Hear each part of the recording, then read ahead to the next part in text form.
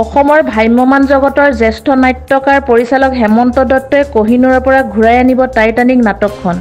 জ্যেষ্ঠ নাট্যকাৰ পৰিচালক হেমন্ত দত্তৰ নাট্যৰূপ আগন্তুক ২৬ বৰ্ষত কোহিনুৰ থিয়েটাৰৰ মঞ্চত আগতে দুবাৰকৈ মঞ্চস্থ হোৱা চিৰসেউজ টাইটানিক নাটকখন মঞ্চস্থ হ'ব বুলি ঘোষণা কৰিছিল কোহিনুৰ থিয়েটাৰৰ প্ৰযোজকে। পৰিচালক নাট্যকাৰ হেমন্ত দত্তই অতি আগ্ৰহেৰে টাইটানিক নাটকখন কোহিনুৰৰ মঞ্চত মঞ্চস্থ কৰিবলৈ দিছিল যদিও এতিয়া নাটকখন ঘূৰাই অনাৰ সিদ্ধান্ত লৈছে।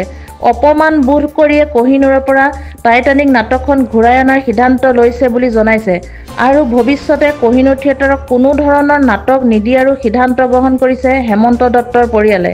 কোহিনুৰ থিয়েটাৰৰ প্ৰযোজক তপন লহকৰে মনোপলীভাৱে কাম কৰাৰ অভিযোগতে এনে সিদ্ধান্ত লয় বুলি জানিবলৈ দিয়ে নাট্যকাৰ হেমন্ত দত্তৰ পৰিয়ালে।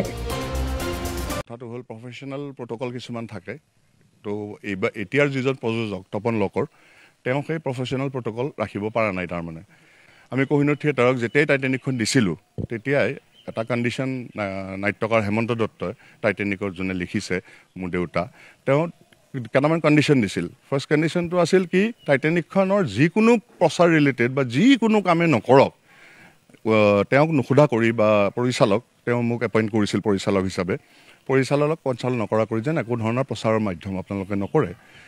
তেওঁলোকে কি হ'ল স্ক্ৰিপ্টখন লৈ যোৱাৰ আগমুহূৰ্তত আমাৰ কথাখিনি মানিলে, পৰিচালনাৰ হ'ব, আমি ডিছকাছ কৰি কামটো কৰিম, আগৰ নিচিনা একো নকৰোঁ, আমি নতুনত্ব কি আনিব পাৰোঁ চাওঁ, সেনেকৈ কৰি পেলাই স্ক্ৰিপ্টখন লৈ গ'ল। তাৰপিছত লৈ যোৱাৰ পিছত আজি হ'ল কিছুদিন কোনো খবৰ নাই, কোনো নাই। আজি ঘপক কৰি কেইদিনমান আগত গম পালোঁ কি ফটোশ্বুটো হৈ আছে টাইটানিকৰ, প্ৰমোৰো শ্বুটিং চলি আছে মানে 30 ছেকেণ্ডৰ।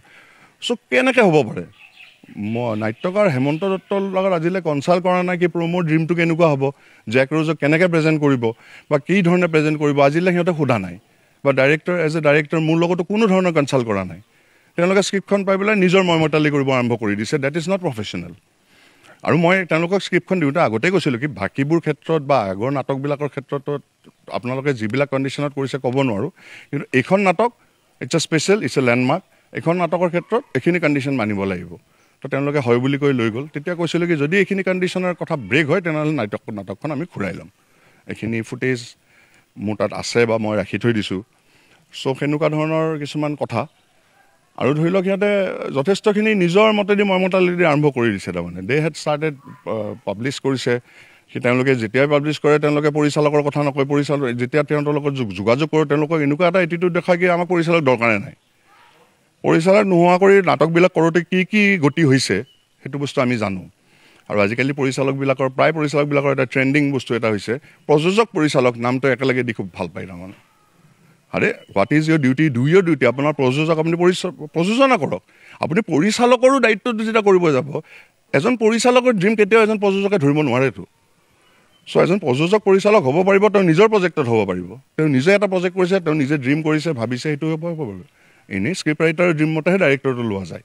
তো স্ক্ৰিপ্ট ৰাইটাৰে যেতিয়া ক'লে কি ডাইৰেক্টৰজন লওক, ইউজ কৰক, চ' তেওঁলোকৰ মতে সেইবিলাক দৰকাৰ নাই। তাৰমানে নিজে ভাবি লৈছে কাক জেক ৰ'জ কৰিম, নিজে ভাবি লৈছে কাক স্মিথ কৰিম, নিজে ভাবি লৈছে কেনেকৈ কৰিম। মই বহুৱামি কৰিব দিব নোৱাৰিম নহয়। এইখন আমি ঘূৰাই লৈছোঁ, সেইখন নাটকখন ঘূৰাই লোৱাৰ সিদ্ধান্ত লৈছোঁ।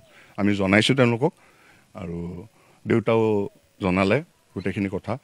চ' আমি এতিয়া ডিচাইড কৰিছোঁ কি আমি আৰু কোহিনুৰ থিয়েটাৰক টাইটানিক নিদিওঁ। ইনফেক্ট আমি কোহিনুৰ থিয়েটাৰক একো নাটকেই নিদিওঁ আৰু। News desk report E24 live breaking.